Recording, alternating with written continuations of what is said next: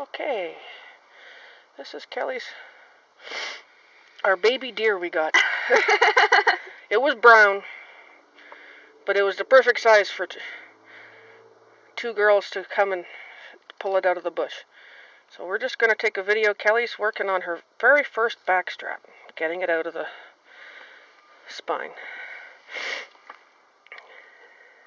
Remember, like I told you, you could start at the top like you're doing, and it's probably better with the way this is angled.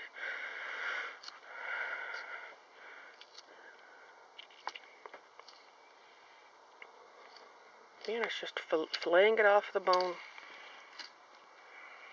I don't know if that neck is... I got the it. neck doesn't want to stay in place. Oh, look at that. I think we're good. Good, Bambi. It's a horrible video. The light is bad, but here, maybe I'll do something to help with that. There we go. Maybe it's too bright now, but haha, we're trying.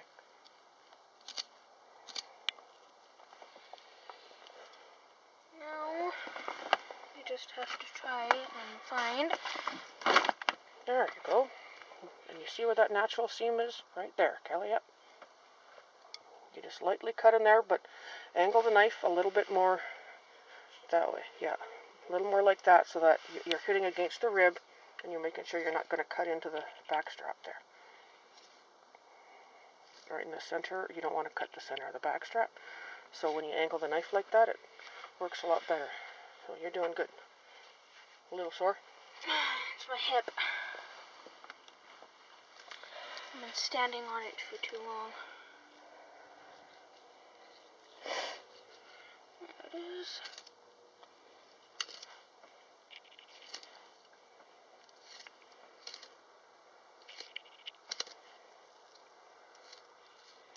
Ooh.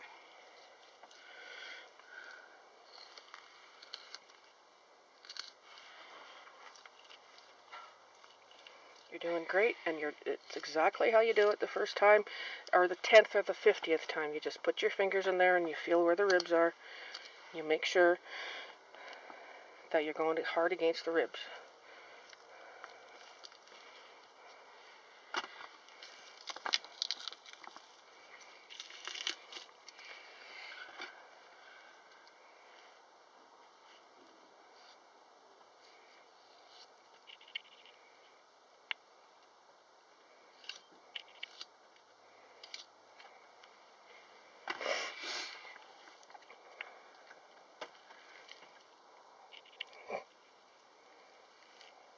Cats.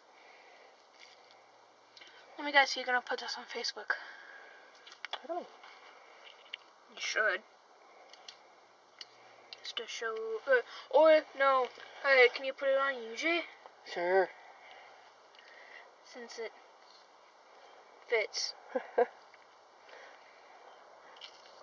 Now for this part where it's a little hard to see where that seam is, if you just cut in lightly so it's just kind of into that fat section, and then you have a better idea where it goes.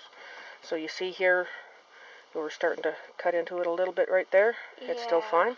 So now that we've cut that little bit away, and I saw you were trying to pull it back, which is good, then you know that you got to move your knife to a little bit more to the left, so that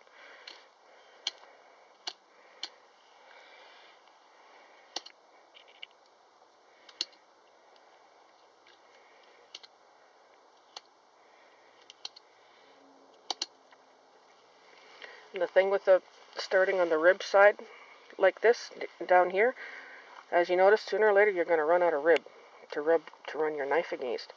So for this very back part here, it's better to start at where the spine is for that part. So you could continue on there, or you could continue working along up here. So take your pick which one you'd rather do. This one.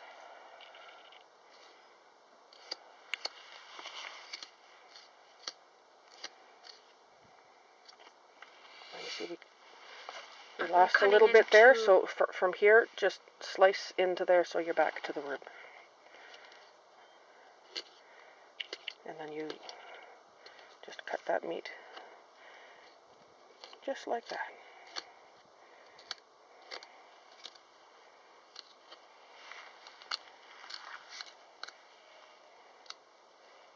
Any place you've noticed, yeah, you just go back to the rib.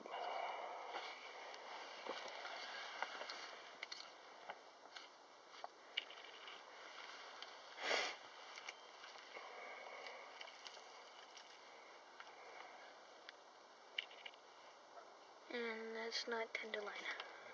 Nope, that's not tenderloin or backstrap right there. So, what you just kind of ripped apart there. So that's good. There we go.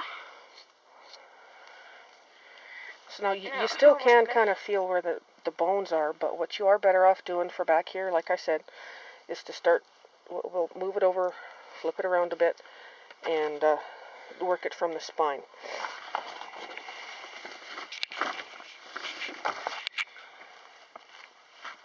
If you want to hold that, I'll see if I can get the There we go. rib to splay, and then, yeah, move it up a little more there.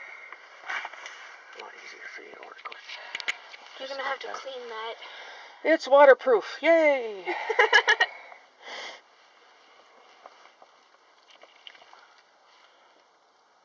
I can already feel my fingers. Yeah, so close. Yes.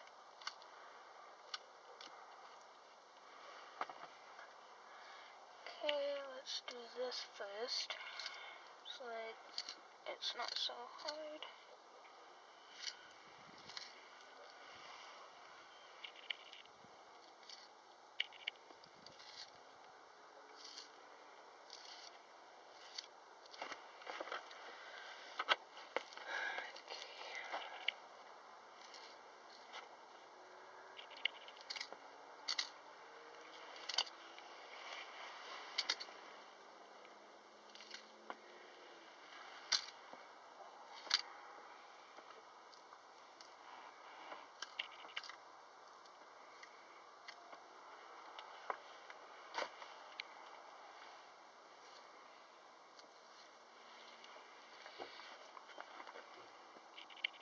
Yeah, so this deer here is about the smallest one I think we've ever gotten. Just a little button buck.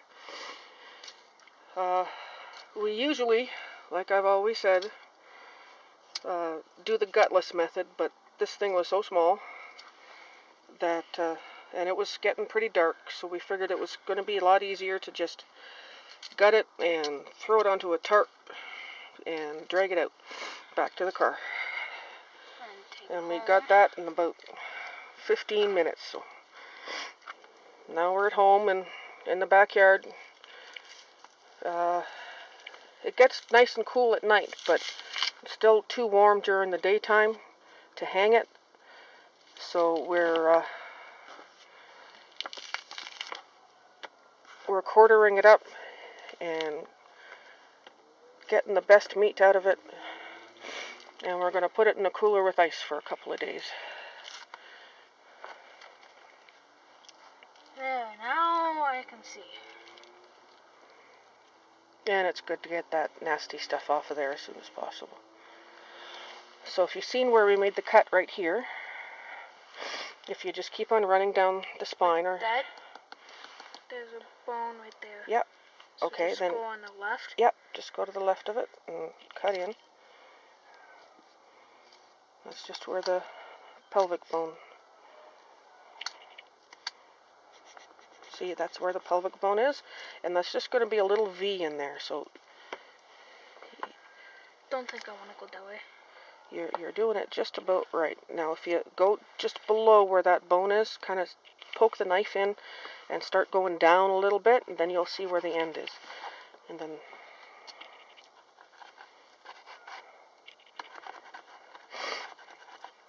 then when you're going around that bone, if you want, it's just kind of like scooping out a spoonful of ice cream. You just go around it, and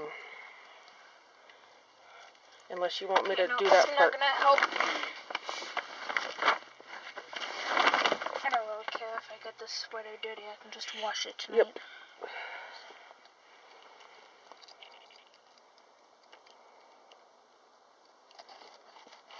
And it ends down here. Yep. Now, if you look on this side, And if you feel here, that's kind of what it's going to be like, okay? Okay. So if you want, you can even go even just a little bit forward of it and just make a straight cut. Hold that down. Just make a straight cut down like that. And that'll still be just fine.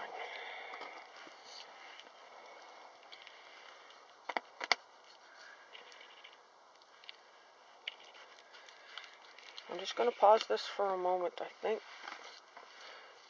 We might have to sharpen our knife again. Obviously, when things are going right sharp again,